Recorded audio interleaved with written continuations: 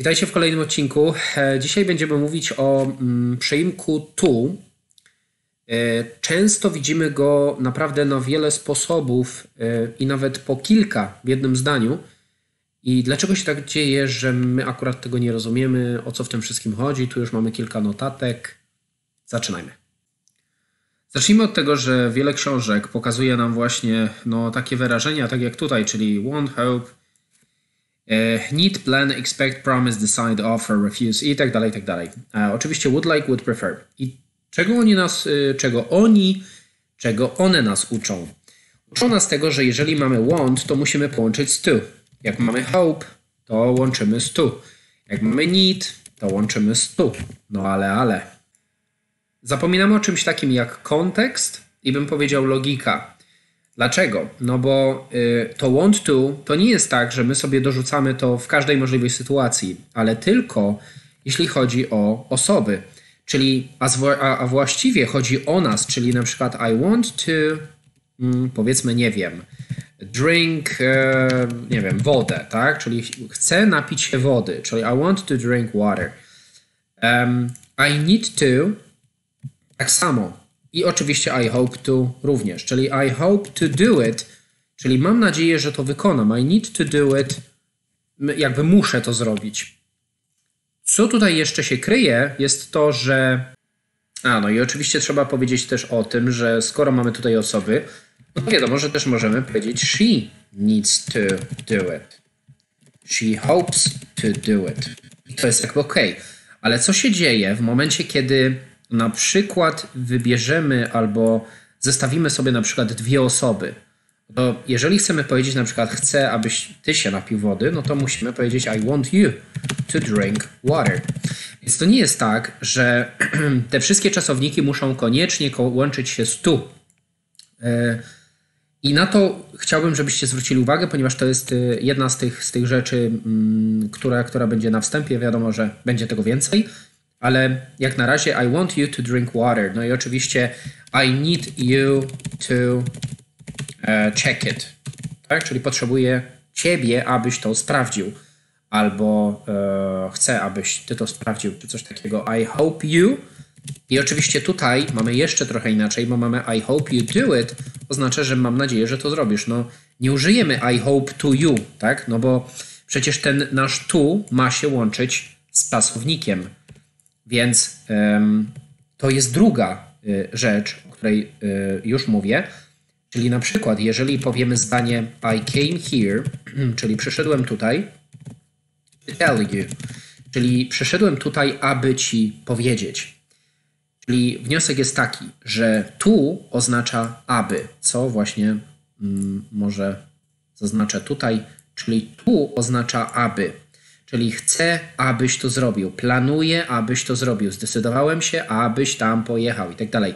Tak możecie sobie tu tłumaczyć i taka logika powinna funkcjonować ucząc się angielskiego. No oprócz tego mamy również, zróbmy może jeszcze jedno jakieś zdanie, czyli na przykład I came here to tell you, no to może nie wiem, I sat here, tak, czyli usiadłem sobie tutaj, na przykład to relax, czyli usiadłem sobie tutaj, aby odpocząć, czyli tu oznacza aby, ale również w kierunku czegoś, czyli na przykład jakby jechać do czegoś, nie wiem, przemieszczać się do jakiegoś miejsca czy coś takiego. No i na przykład tutaj napisałem takie zdanie, jest tutaj, czyli I went straight to Dallas to tell you how much I hate you. Czyli pojechałem bezpośrednio do Dallas, aby ci powiedzieć, jak bardzo cię nienawidzę. To jest oczywiście przykład. Jak chcecie, możecie stosować. Ale co tutaj się stało? I went straight, czyli prosto albo bezpośrednio i teraz to Dallas. To nie będzie pojechałem, aby przedallasować cię, chociaż też tak można, ale powiemy, aby jechać do Dallas i aby powiedzieć ci, czyli musicie patrzeć na różnicę. Dzisiaj słabo się czuję, tak więc sorry za to. Dallas to jest miejsce, czyli jakby zmierzamy do danego miejsca. Natomiast jeżeli mamy to tell you, to oznacza, aby ci powiedzieć, czyli my musimy sami troszkę zbadać, gdzie występuje czasownik. No o takim czasowniku, który zaczyna się przede wszystkim od dużej litery, ja osobiście nie słyszałem. Więc to tell you, aby ci powiedzieć. Oczywiście, jeżeli powiemy to tell you how much I hate you, to znowu coś tam zrobić. Taki to przyimek możemy stosować właściwie cały czas. Jak będziemy mówić, na przykład, aby to zrobić, aby to policzyć, aby wykonać, aby stworzyć i tak dalej, i tak dalej. Więc takie to może po prostu naprawdę długo, długo trwać.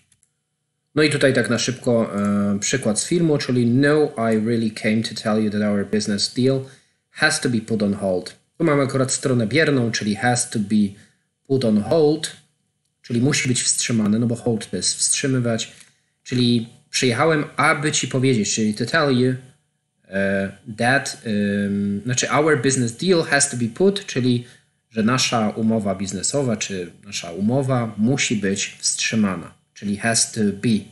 Czyli mamy kolejną rzecz, mamy czasowniki modalne, czyli have to. Tam też oczywiście występuje I have to do it, czyli muszę to wykonać. No i tutaj mamy kolejny przykład, natomiast tutaj już bardziej w kierunku czegoś, czyli mamy to New York i mamy tak. You can call him, czyli możesz zadzwonić do niego when we get, czyli kiedy dojedziemy do Nowego Jorku, albo kiedy dostaniemy się, kiedy pojedziemy i tak dalej. Więc tutaj już to nie jest New York, to nie jest czasownik, tylko to jest rzeczownik. Więc kiedy dostaniemy się do Nowego Jorku? No i tutaj jeszcze wpadłem na coś takiego, żeby może inny trochę przykład. I told him straight to his face, czyli powiedziałem bezpośrednio mu to do jego twarzy, tak? Czyli jakby w kierunku jego twarzy.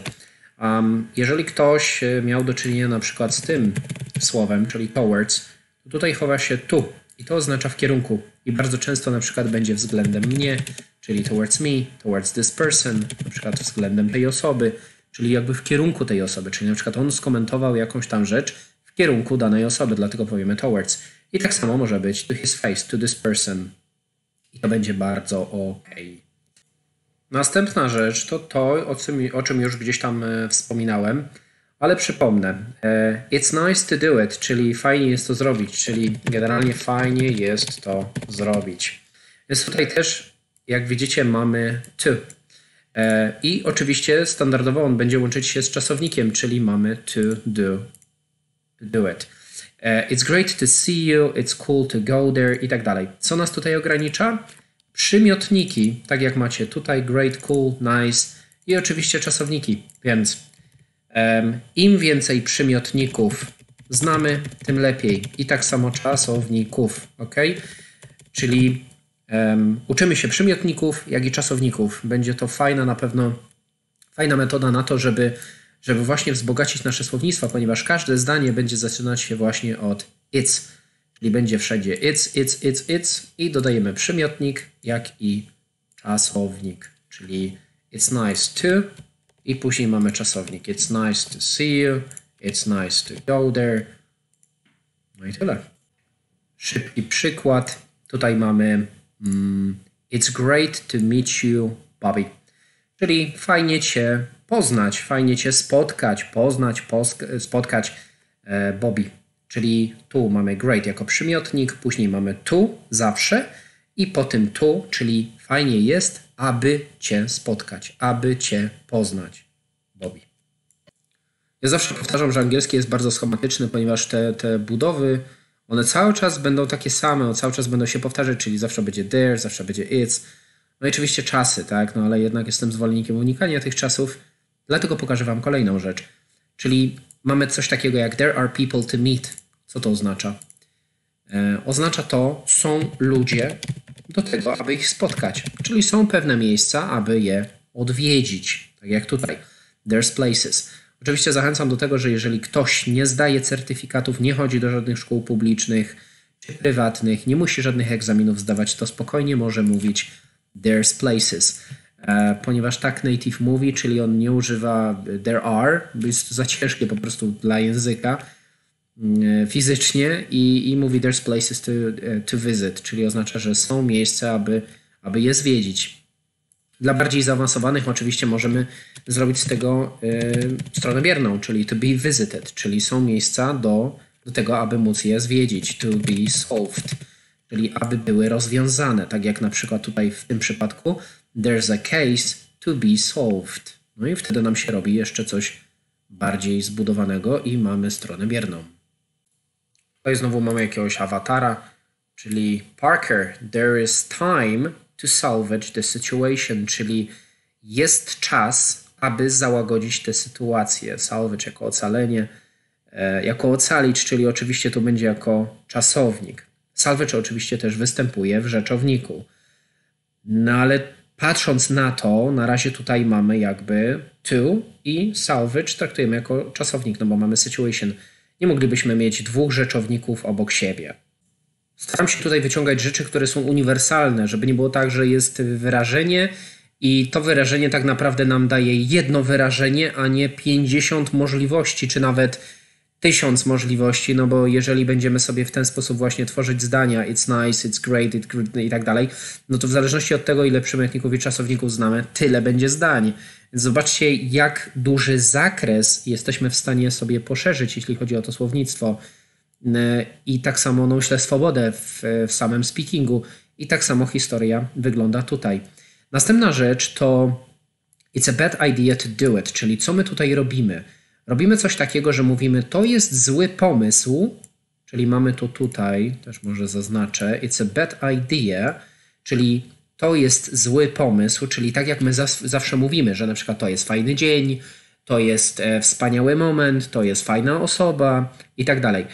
Ale do tego dokładamy sobie to do it, czyli zwróćcie uwagę, że każda konstrukcja jest inna, no bo tutaj mamy sam przymiotnik, a tutaj już mamy rzeczownik z przymiotnikiem, czyli mówimy, jest to zły pomysł. Możemy powiedzieć na przykład it's a bad moment to ask about it, tak? Czyli jest to zły pomysł, aby zapytać o to.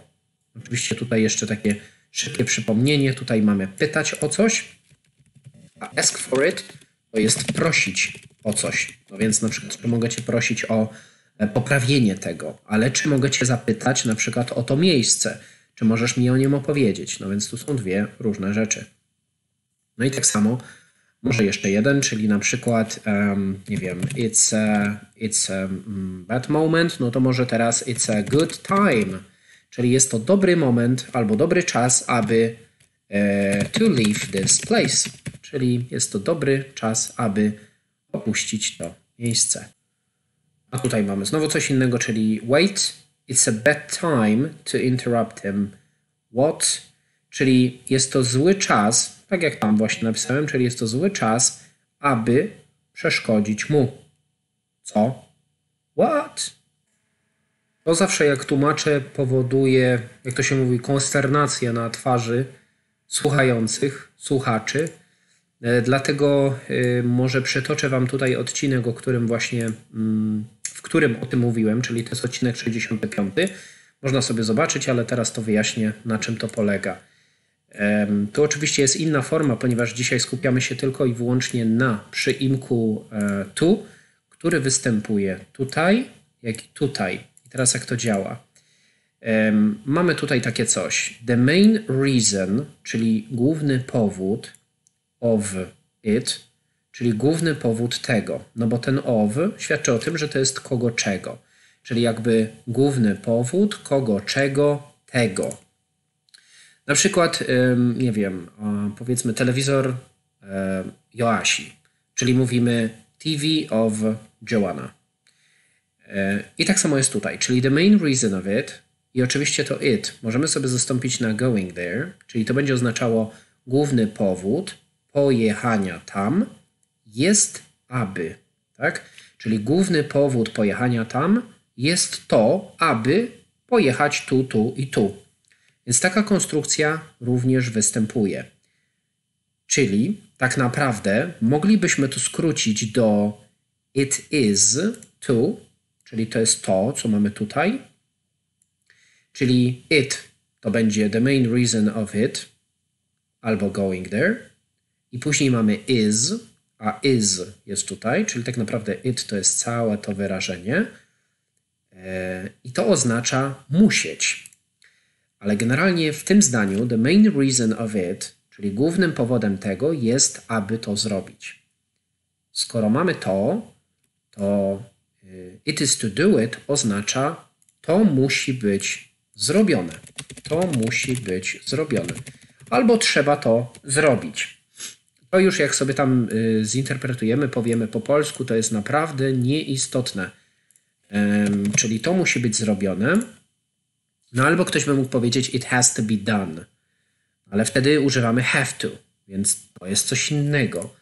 Oczywiście mogę to napisać, czyli it has to be done, to musi być zrobione, może być traktowane jako it has to be done, czyli to musi być wykonane, ale to mamy, tak jakbyśmy powiedzieli, we have to do it, tak? Czyli we have to do it, musimy to zrobić, czyli it has to be done. Ale to jest ta strona bierna, która jest ciężka.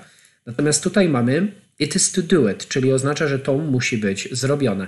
I tak samo, skoro mamy it, to możemy użyć każdy inny to be, czyli możemy powiedzieć na przykład I am na przykład to speak about it.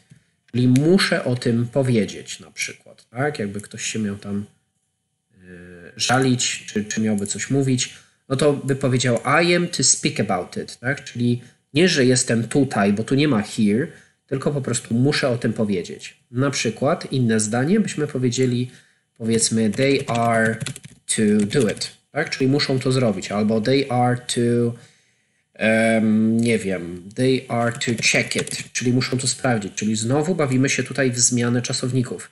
Czyli oni muszą to sprawdzić.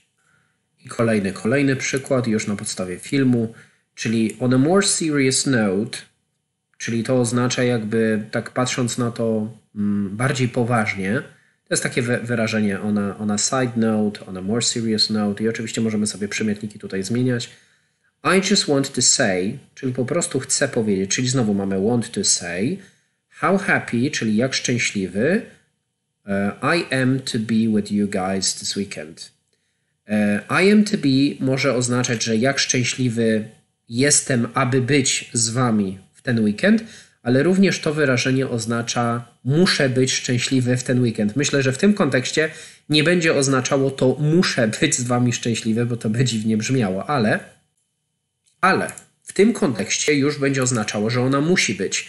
Zwróćcie uwagę na różnicę między tym filmem a tamtym.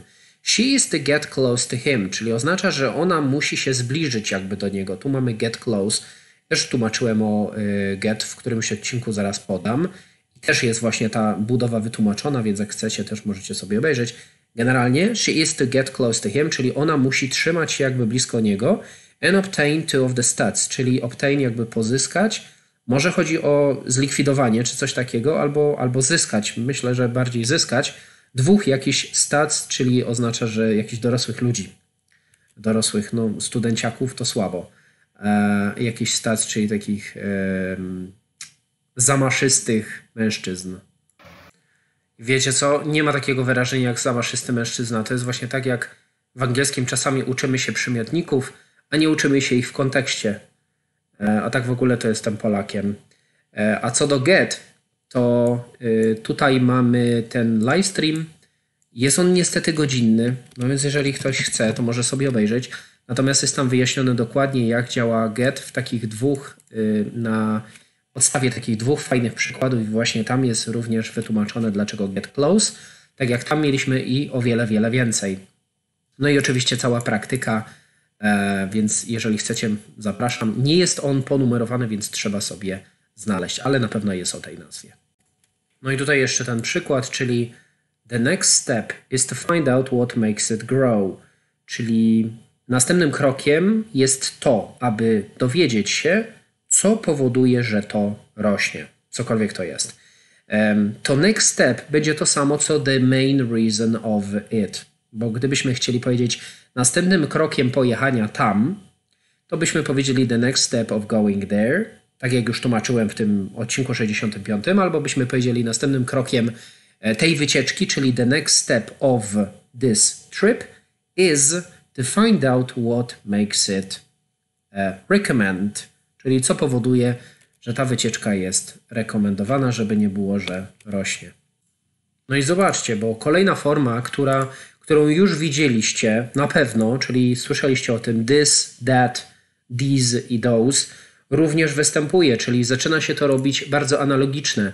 I znowu mamy to tak zwane to, czyli to zdanie oznacza this is not a situation to happen, czyli oznacza, że to nie jest sytuacja taka, aby mogła się wydarzyć. Pamiętajcie, że w języku polskim interpretujemy jak chcemy. Nie możemy tłumaczyć zero-jedynkowo, czyli to nie jest sytuacja, aby zdarzyć się. Bo my wtedy sobie pomyślimy, ale przecież to po polsku nie gra. Nie. Zawsze tłumaczymy na język polski ładnie, czyli bardzo dokładnie. My, tłumacząc na język polski, możemy to przetłumaczyć. To nie jest sytuacja, aby miała się wydarzyć. Zapamiętajcie sobie to raz na życie. Raz w życiu. Raz na całe życie. To nie jest sytuacja, aby miała się wydarzyć. My, jak widzimy angielski tekst, powtarzam, jak widzimy angielski tekst, po polsku możemy sobie tłumaczyć jak chcemy.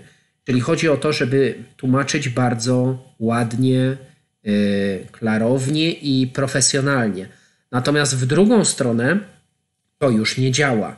Jeżeli my mamy to nie jest sytuacja, aby miała się wydarzyć, to wtedy rozumiejąc te budowy i struktury, które wam tutaj pokazuję, będziecie mogli zmienić to nastawienie. Większość o tym zapomina bardzo często. I myślimy, że jak po polsku przetłumaczymy źle, to oznacza, że nie, czegoś tam brakuje sobie, albo się, albo że i tak dalej.